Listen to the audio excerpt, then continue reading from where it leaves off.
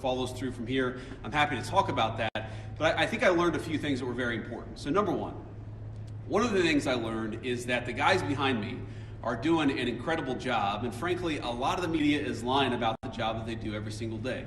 Now, it doesn't mean that there aren't occasionally stories out there, there aren't occasionally videos out there that suggest that these guys, or at least some of the people who work for them, are not doing everything right. But very often, if you look at the context of what's going on, you understand that these people are under an incredible amount of duress, an incredible amount of chaos, and because of a few very far left agitators, a lot of these guys are unable to do their jobs without being harassed, without being doxxed, and sometimes without being assaulted. That's totally unacceptable. And that's one of the things that I want to send a message to is, yes, come out and protest me, protest our immigration policy, but do it peacefully. If you assault a law enforcement officer, the Trump administration and the Department of Justice is going to prosecute you to the fullest extent of the law. And I wanted to show some support for these guys who, frankly, are operating in a very, very tough environment. I heard a lot of stories today about that I think drives home just how chaotic the environment on the ground here has already gotten. For example, did you know that within the last, I think, week or so, maybe even more recently than that, you had a couple of ICE officers who were off duty, who had been doxxed online, who were sitting and having a meal at a restaurant in Minneapolis when a bunch of agitators showed up, locked the door, made them feel like they were in danger for their lives, and then, of course, it was federal law enforcement officers who had to come up, lower the temperature on the situation, and actually get those two off-duty officers to a point of safety. Now imagine, if you would, your life and your perspective on law enforcement if you can't even go to a restaurant without some agitators locking the door and making you feel like your life is in danger. That is the environment that has been created, I think, by a lot of very, frankly, far-left people, but also by some of the state and local law enforcement officials who could do a much better job in cooperating and working. And by the way, I'm not talking about the cops, who these guys told me on the ground, the cops are very sympathetic to what they're dealing with. I'm talking about state and local elected law enforcement officials who could do a lot better job in making their lives a little bit easier, and in the process, they would make the lives of all Minneapolis residents easier, and that's what we want. We want to be able to enforce the immigration laws on the one hand, while on the other hand, we want to make sure that people in Minneapolis are able to go about their day. And I want to say just one last point on this. So I heard from a business leader today. He told me a very tough story, and I think so much of what's gone wrong in Minneapolis is people not trying to understand the perspective of somebody else. Try to understand what somebody else is experiencing, whether they're a law enforcement officer or anybody in the community here in Minneapolis. So they told me a story about this manufacturing facility where an illegal immigrant was being arrested, and as these employees are going into the manufacturing facility, all of a sudden an illegal immigrant shows up, they don't know it's an illegal immigrant, and then a bunch of ICE officers descend. Now these people just want to go to work, they want to go to work safely, and now all of a sudden there's a major law enforcement operation happening right outside their place of business. Now from one perspective, I certainly understand why a business leader or why an employee would say, whoa, what's going on? It's a little scary no matter your position in life if a bunch of cop cars show up and they're arresting somebody. Now the additional context is that we know that people online have been encouraging illegal immigrants that one way they can evade arrest is by showing up at a legitimate place of business, making it impossible for these guys to actually enforce our immigration laws. So while I can understand the perspective of somebody who doesn't want to see an arrest happen at their place of work, I can also understand the perspective of our immigration enforcement officers who have to do their job and can't allow a heckler's veto over our immigration enforcement. And so much of what's gone wrong is the failure to do that. And here's the point. We can do a good job of enforcing our immigration laws without the chaos, but it actually requires the cooperation of state and local officials. If you look at blue cities and blue states, red cities and red states, you go to Austin, Texas, or Memphis, Tennessee. You go to the state of Texas, obviously a very red state, or the state of Tennessee, a very red state, but you've got blue cities within those states, you do not have this level of chaos. The reason why things have gotten so out of hand is because of failure of cooperation between the state and local authorities and what these guys are trying to do. We have a ton of resources, a ton of ICE agents in this city right now that I would rather us not have. I'd love to send those guys home. They're not even doing targeted immigration enforcement. They are trying to protect ICE officers who are doing immigration enforcement, because when a crowd surrounds them and these guys call 911, the local officials, the local cops have been told to stand down. So we have people here who aren't even doing immigration enforcement, they're doing force protection. So that if a rioter tries to ruin the life or assault an ICE officer, they're actually protected. Now, why doesn't it make more sense for the local cops to get involved in that situation? Why not just have the mayor or the local officials tell the police officers, you know what, if an ICE officer is being assaulted by a far-left agitator, you are invited, you should actually help him. That's what would work out in any normal situation, and that's what happens in nearly every jurisdiction, red or blue, in the United States of America. The reason it hasn't happened here is because the local authorities have been told, stand down, do not help ICE, promote the violence, promote the agitation, but don't do anything to lower the temperature and lower the chaos. That's a problem. Here's another example of how the lack of cooperation between state and local officials makes it harder for us to do our job and turns up the temperature. Let's say, for example, we have a criminal migrant who is a sex offender. And let's say that we've got to go and arrest that person who, Democrat or Republican, wants a sex offender living in their community. I would assume, I would hope that most people don't. But because they're an illegal alien, we don't know their last address. We may have known their address 3 years ago, but we don't know their address now. What we'd like to do is talk to local officials and say, you know what, according to the Medicaid rules, where was the last address this person was domiciled? Or according to a SNAP application, a food stamps application, maybe that could give us insight to where this person is today. Or maybe they had some local court trouble. We could go to the local courthouse or even the local jail and try to find where this criminal sex offender is today. The local authorities have been told, do not cooperate. So these guys are trying to go out and enforce the law. They're trying to arrest sex offenders, but they're trying to do it in an environment where local officials have been told, do not help them, do not provide intelligence about where these sex offenders might be. This is disgraceful. And there are a lot of things that all of us could do better to lower the temperature, but the number one thing that I learned today is that the best way to facilitate reasonable enforcement of the law, but also to lower the chaos in Minneapolis, would be for state and local officials to cooperate. Now, I will say, on one final positive note, I actually think that there's some hope, some reason to think that there's going to be better cooperation in the weeks and months to come. I think that because I've talked to some of the local officials here, I think there are reasons to believe that these people are going to step up and actually ask the cops to protect our ICE officers when they're being assaulted, who are going to ask the local courts to cooperate with getting criminal sex offenders out of our community. That's a good thing. That's the good news, and that's something I'm going to work on when I get back to Washington. But please, if you're a local official, if you're the mayor of this town, if you have any influence over those people, just tell them to cooperate. Because we could have immigration enforcement operate as smoothly and without the chaos that we see in Austin, Texas, or Memphis, Tennessee, or even rural parts of the state of Minnesota. All we need is a little cooperation. I guarantee we're going to do the best to be professional, to respect people's rights, to not do anything that we don't have to do in order to enforce immigration laws, but it would make our lives a lot easier, it would make our officers a lot safer, and it would make Minneapolis much less chaotic if we had a little bit of cooperation from the state and local officials. With that, I'll shut up and take some questions. Thank you, guys. Vice President Vance, a local school district here is alleging ICE agents detained a 5-year-old after preschool on Tuesday. We've also seen multiple American citizens detained by ICE or harassed by ICE in the last 6 weeks. Are you proud of how your administration is conducting this immigration crackdown here in Minnesota right now? Well, I'm proud of the fact that we're standing behind law enforcement, and I'm proud of the fact that we're enforcing the country's laws. But, you asked a question about this 5-year-old kid. I actually saw this terrible story while I was coming to Minneapolis. We just left Toledo, Ohio this morning for an economic messaging event. And I see this story, and I'm a father of a 5-year-old, actually, a 5-year-old little boy, and I think to myself, oh my God, this is terrible. How did we arrest a 5-year-old? Well, I do a little bit more follow-up research. And what I find is that the 5-year-old was not arrested, that his dad was an illegal alien, and then when they went to arrest his illegal alien father, the father ran.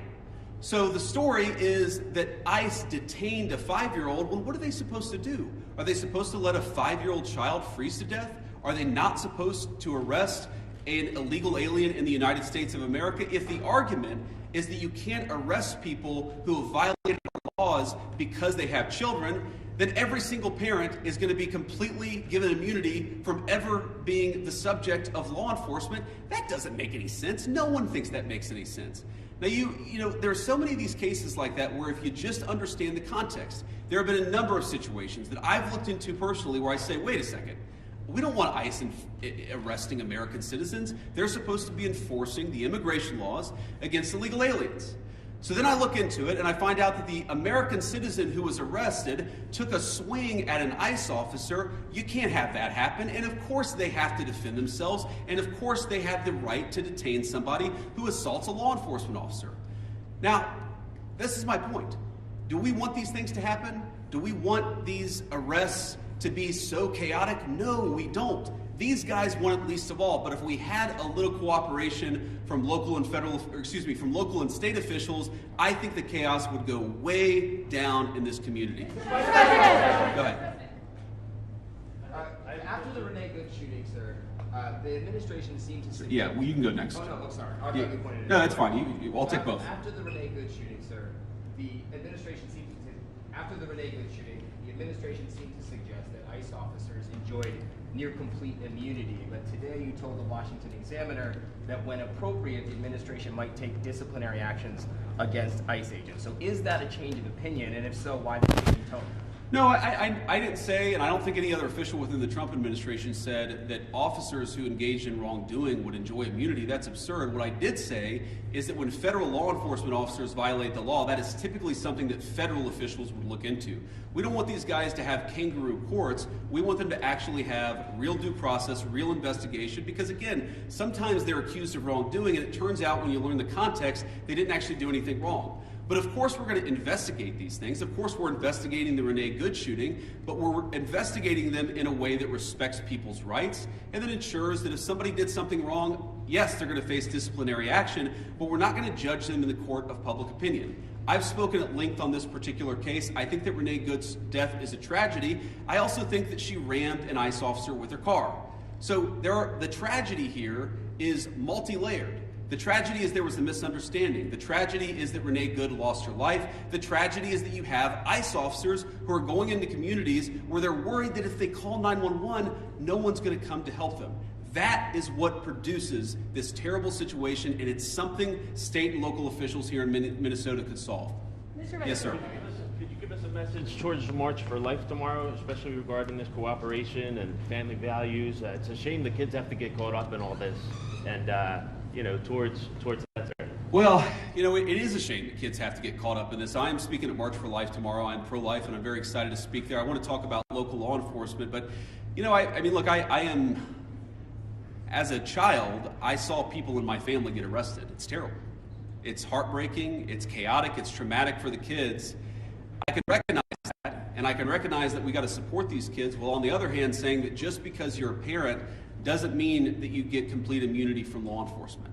And I think we have to hold both of those thoughts in our head at the same time. We've got to be sympathetic to the kids who are caught up in some of these enforcement actions. We've also got to say we have to enforce the law without bias, with fairness, but we've got to enforce the law. Mr. Vice President! Thinking about local government, there was a clash in St. Cloud roughly a week ago, and their mayor said they haven't heard about ICE being in the city. And how does ICE kind of proactively work with these local agencies? What are those policies, and what's your response to that allegation? You said there was an altercation in St. Cloud. It's an hour north. Yeah. Last week. After the incident, the mayor said that ICE did not communicate with them that they were in the city for a major operation. The police chief did not know about the operation at the time. Could you talk a little bit about proactive communication with local law enforcement?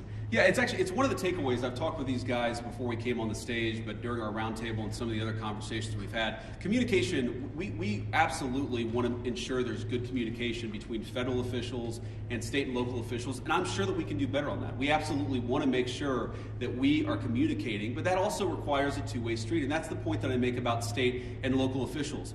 These guys will absolutely communicate with state and local officials. They'll tell people if they have to do an enforcement operation in a particular municipality, but part of that is they also want to ensure that if they're communicating about their whereabouts, that's not being used as a weapon against them. Sometimes they tell people where they're going, and then they find out that their agents' faces are on the, on Reddit or on some social media thread saying, here's this guy, we know he's going to be at this place at this exact time. So that communication has got to be a two-way street. These guys are going to communicate with business leaders, with local officials, with state officials. But we also need the local officials and state officials to do a good job of protecting people when they're in their communities. We're not asking, by the way, we don't want any police officer in this community, in this state, to help us do immigration enforcement. We've got that. But if a protester shows up and that protester turns violent against our immigration officers, we really, really need the cooperation of our local partners. We haven't gotten it yet, but I think if we do, we really can lower the temperature. This week, the Washington Post reported today that an ICE memo allows agents to enter people's houses without a judge's warrant. What do you say to people who are concerned about this violating the Constitution, and how much is this tactic being used? Yeah, so I saw that story, and the story is like so much that I read in the mainstream media, it's missing a whole lot of context, and when you appreciate the context, it makes sense. No one is saying, look, there are exceptions. For example, a crazy exception, if somebody is fired at from inside a house, they don't need a warrant to go inside that person's house. There are very narrow exceptions to the warrant requirement where law enforcement officers don't need a warrant if, for example, they're an imminent threat of their lives. But what we've said and what ICE has proposed, what the Department of Homeland Security really has proposed in the Department of Justice, is that we can get administrative warrants to enforce administrative immigration law. Now, it's possible, I guess, that the courts will say no, and of course, if the courts say no, we would follow that law, but nobody is talking about doing immigration enforcement without a warrant. We're talking about different types of warrants that exist in our system. Typically what happens, not always, but typically in the immigration system, those are handled by administrative law judges. So we're talking about getting warrants from those administrative law judges, and then of course, with other cases, you get judges, or you get warrants from a judge. That's very consistent with the practice of American law. I'm sure the courts will weigh in on that, but we're never going to enter somebody's house without some kind of a warrant, unless, of course, somebody's firing on an officer or they have to do something in order to protect themselves. Follow up on that. Do you believe that you can forcibly enter with an administrative warrant, or would that be a violation of the Fourth Amendment? Well, our understanding is that you can enforce the immigration laws of the country under an administrative order if you have an administrative warrant. That's what we think. That's our understanding of the law. That's our best faith attempt to understand the law. Again, this is something courts will weigh in on. I won't speak to that. But yes, most immigration law in our country is not done through the criminal system with the judge. It's done through the administrative law system. We're going to continue that practice just as they did in the Biden administration or any other administration. Was there anything that you heard or saw today that would cause you to counsel the president to invoke the Insurrection Act? And then also, did you meet or talk to the ICE agent who was involved in the Renee Good incident? I did not talk to him today. I talked to some of his colleagues. Your question on the Insurrection Act is interesting. I've tried to understand this as well as I possibly could. And my understanding is what the Insurrection Act, what invoking the Insurrection Act would allow the federal government to do is that it would allow the federal government to use the military for local law enforcement operations. Right now, we don't think that we need that. Now, the president could change his mind. Of course, things could get worse. But right now, we think that federal law enforcement officers can do the job of federal law enforcement. Now, what I do worry about, again, is if the chaos gets worse, if more and more ICE agents start getting assaulted, if other law enforcement officers start getting assaulted, that would be a real problem. But again, we have so much federal law enforcement resources here right now. We have so many people here that we do not want to have here. I do not want so many ICE officers in Minneapolis right now. I mean, good Lord, it's really, really freaking cold outside.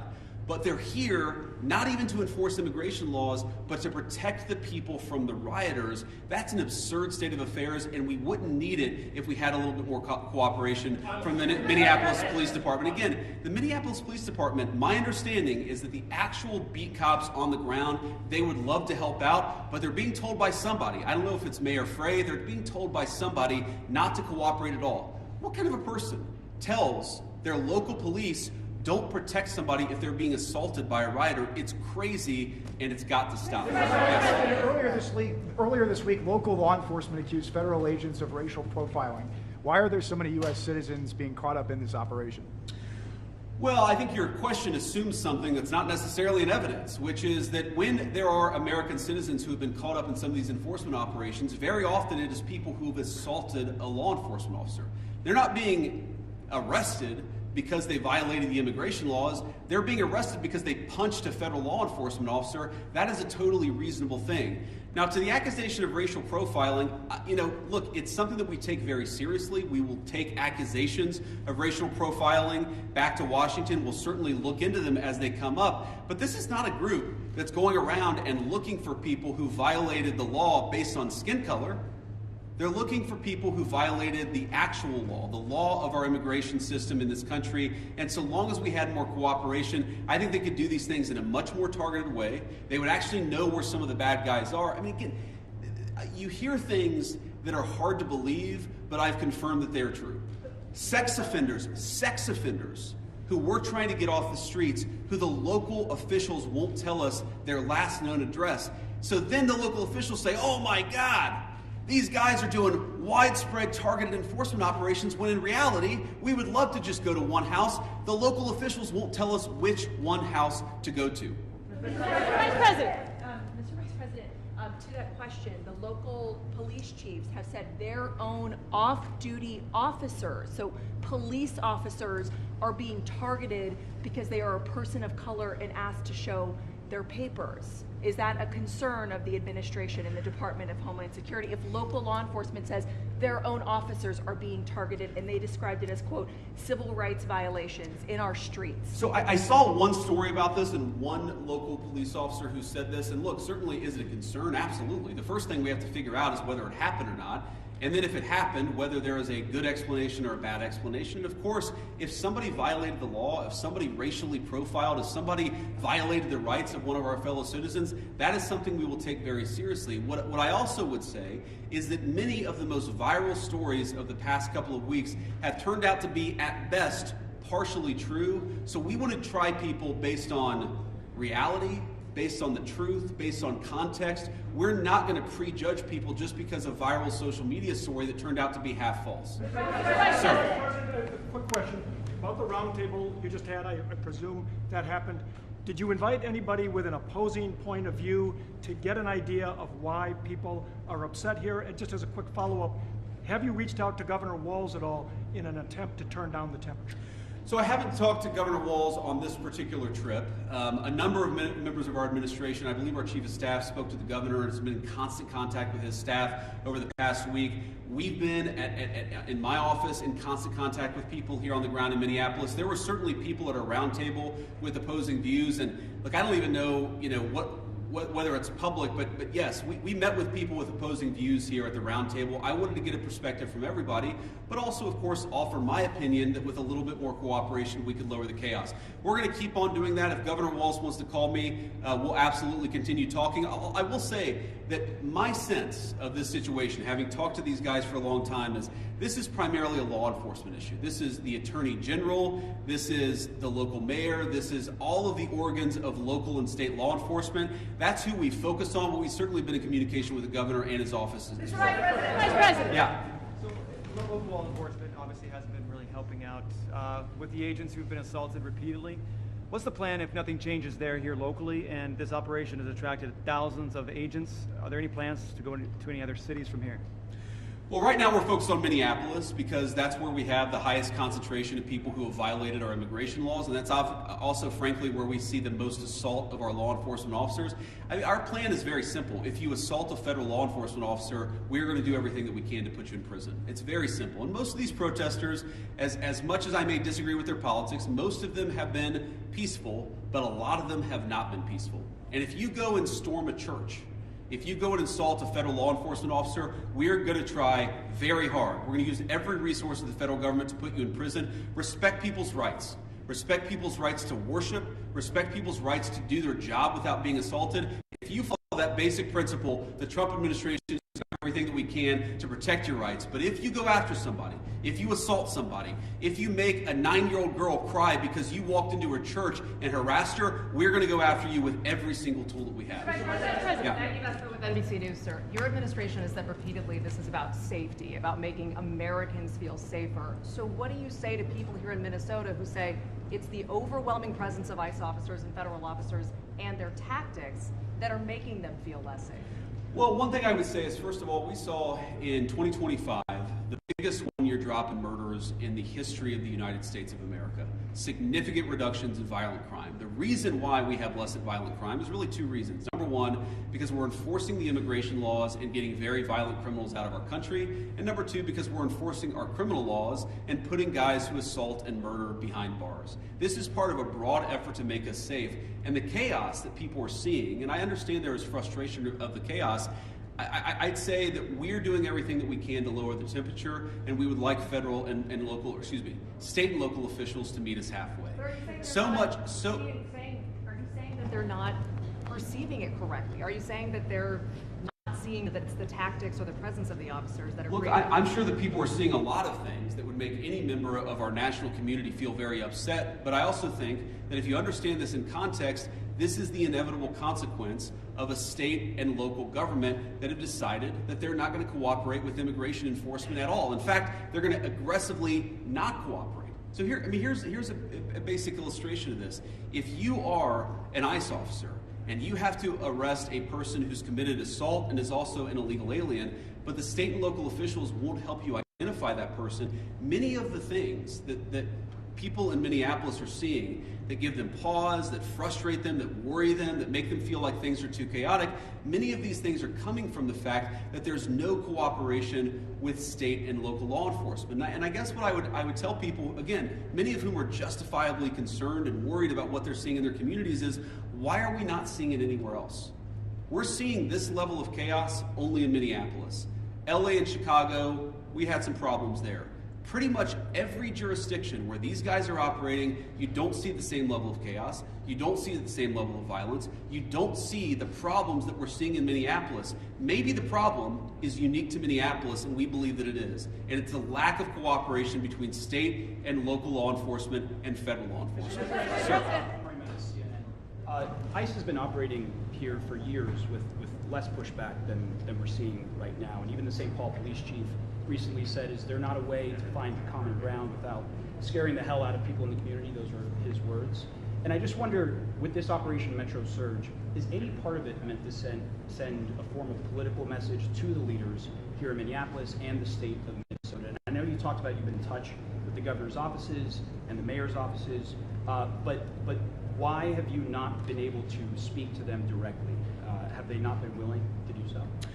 Well, look, I have spoken to some of the people in Minnesota directly. I spoke to some of them today. I've spoke to others in the past. And again, our staff has been in very direct contact with pretty much every official with any influence or any power in Minneapolis. But no, we're not trying to send a political message. We're trying to enforce the law. And unfortunately, what has happened is that as we've enforced the law, there's been this weird reaction, again, unique to this city. This is not a common thing across the United States of America. There's been a very unique, very Minneapolis-specific reaction to our enforcement of federal immigration laws. What I'm trying to do here today is understand why that is. What is it about Minneapolis that has become so chaotic? What are the specific types of cooperation that we need? Look, I don't need Tim Walz or Jacob Frey or anybody else to come out and say that they agree with JD Vance or Donald Trump on immigration. I just don't need that. What I do need them to do is empower their local officials to help our federal officials out in a way where this can be a little bit less chaotic and it can be a little bit more targeted. Like if we're trying to find a sex offender, tell us where the guy lives. Simple things like that, simple changes in how they're approaching immigration enforcement would make this work a lot better. It would make Minneapolis' streets a lot safer, and it would make this whole thing a lot less traumatic for this community. I'll take one more question. Mr. Vice President, you've said that it's time to turn down the temperature. Does that include changes to both ICE and CBP tactics that we've seen employed on the streets, including less than lethal tactics, pepper spray, pepper balls?